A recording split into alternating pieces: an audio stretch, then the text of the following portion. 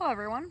I thought I would just hop on here and take you guys along on my little tomato harvest, because tomatoes are like all I successfully grew this year because I was too busy doing other things. Next year the garden is going to be, that's all going to be garden next year.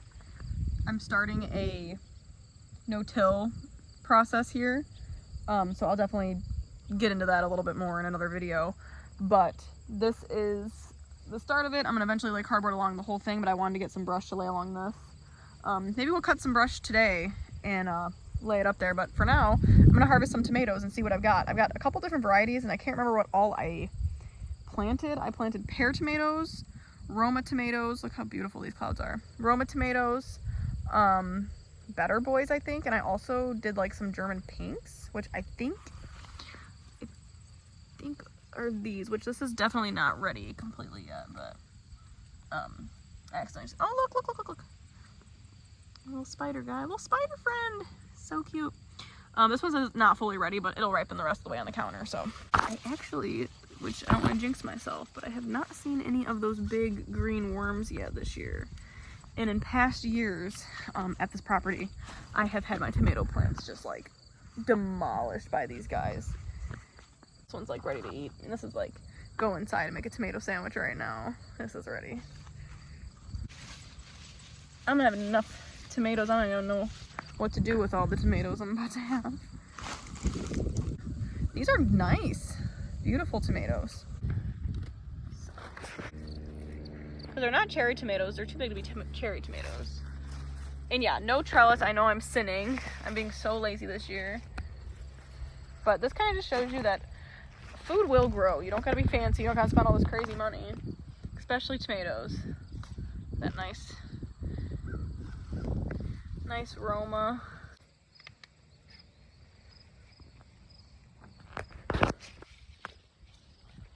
I mean, these plants are just loaded. Loaded. And it's just like navigating the jungle. Oh, that's one of those little tomatoes. These guys. Oh, that's a bad one. Look at that. Oh, why you die? Sorry. You can have that one back. Some of these got overripe and already went bad. Eating size. I'm gonna dig around just a little bit more, but that's not too bad. I think I said it, but these pear tomatoes, they're a yellow tomato. Here comes the farm cat. Better not be using my compost as a litter box. Also, sorry, this is like an ADHD rant today. And this is how my whole day has been. I've just been like bing, bing, bing, bing, bing, doing all kinds of stuff. But I am getting stuff done. I did get some stuff very organized. I sold my car today. This is my mushroom bed. My mom sent me a bag of the starter for the morel mushrooms.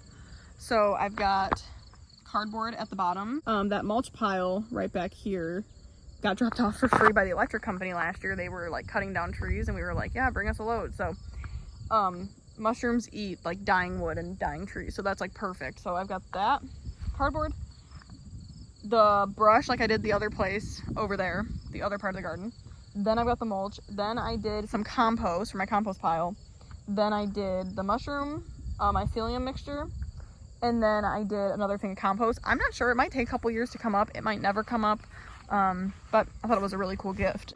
Okay, we're gonna try this again. This is my third time filming this part of the video. So I want to look around for elderberries and just see what else is ripe. I sold a pound of elderberries so far this year, and you can sell elderberries from anywhere from $20 to $35 a pound. And I was able to sell a pound. I sold for $25. I did right in the middle just because I'm not super experienced. I told the girl like she needs to wash them still. They need to be all the way sorted through. I just trying to make the most money off my land as possible. And these elderberry trees were here when we moved in, and I'm going to keep expanding them if I can. Try to keep getting more yields off them year after year, and hopefully complement the honey with the elderberry. And complementing the honey really with whatever is in bloom at the time. And I definitely think I'm going to need to harvest some more tomorrow already after coming out here and looking at these. But yeah, that's basically the goal, is to have honey hopefully year-round, have enough hives eventually to have honey year-round. And then whatever is in season at that time, I will have that fresh as well. So I've decided for myself, even though elderberry products sell for like a ridiculous amount of money sometimes, that it is best for me and my time that I have to just process not process, to just harvest the fresh elderberries and sell it to those who are processing it. So let's take a look at these bushes, and I've got a couple more locations. We'll walk around and then we'll close it out for the day. Also, this is one of my favorite trees on our whole property. So this is what elderberry looks like when it's in bloom.